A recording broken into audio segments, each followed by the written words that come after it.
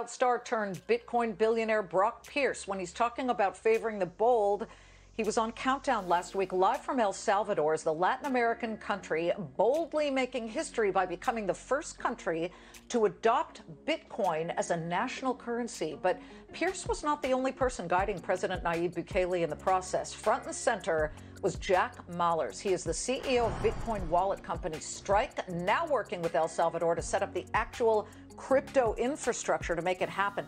Jack, great to have you. You know, it's one thing for Parliament in El Salvador to pass legislation to enable the use of Bitcoin throughout the country, but it's another to actually make it happen. What is Strike's role in that piece of this? Yeah, so I spent 3 months living in El Salvador, and by heaven's chance, built a relationship with the government as an advisor. And the two problems we set out to solve for the country are, one, how to handle the unintended spillover of monetary expansion and inflation from the Federal Reserve as a dollarized country. And then the other was the financial inclusion problem, that 70% of the country isn't banked, and over 20% of the country's GDP is from remittance, where they have to deal with financial intermediaries that bully them on fees. And so the solution was, can we plug into this open monetary network, a monetary policy that's distributed and protected by a network of peers, and reinstill basic human freedom and financial inclusion for the country? The first step of that was advising through the launch of the legal tender bill. And then the second is writing software and plugging into this open monetary network and providing the tool set to have the most financially inclusive infrastructure any country and government has ever seen in human history.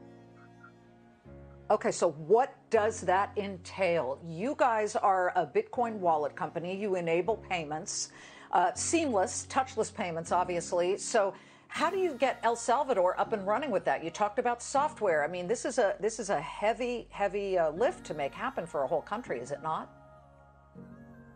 Not really. You'd be surprised. You know, Bitcoin is an open monetary network. That comes with network benefits and economies of scale that are unprecedented. This is not, we don't have a commercial relationship with the government. This is not one company stepping in and upsweeping the infrastructure of an entire country.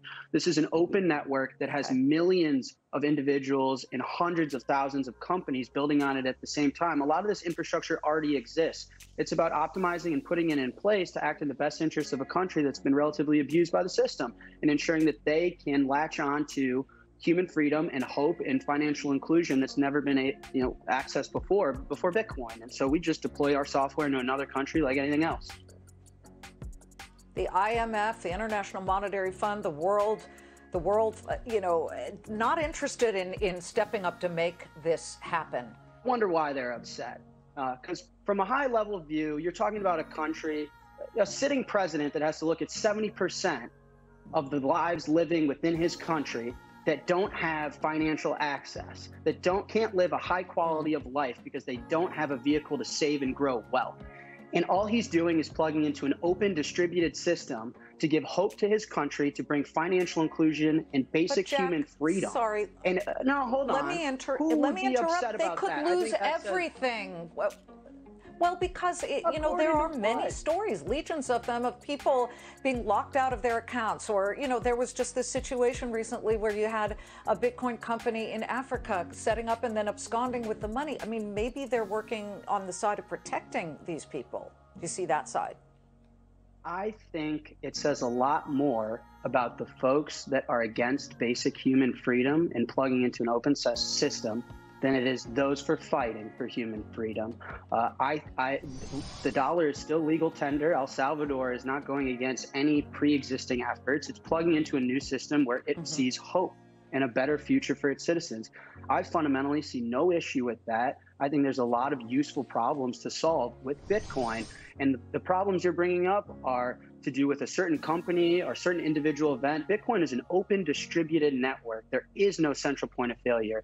There is no central counterpart that can make any decisions on behalf of a government, a president. If the president is to go haywire and lose his mind, the Bitcoin network is going to defend against it and not care one bit. There are no risks in plugging into an open, free, true system and giving his country hope. I see no problem with that, and I have a problem with those that do see a problem with that and are trying to get in the way. I find that morally wrong. Jack Mallers of Strike. Wow. Come back. We're following this story from every point when it comes to El Salvador becoming the first country to accept Bitcoin as legal tender. Strike, of course, is right in there. So please come back. Thanks so much.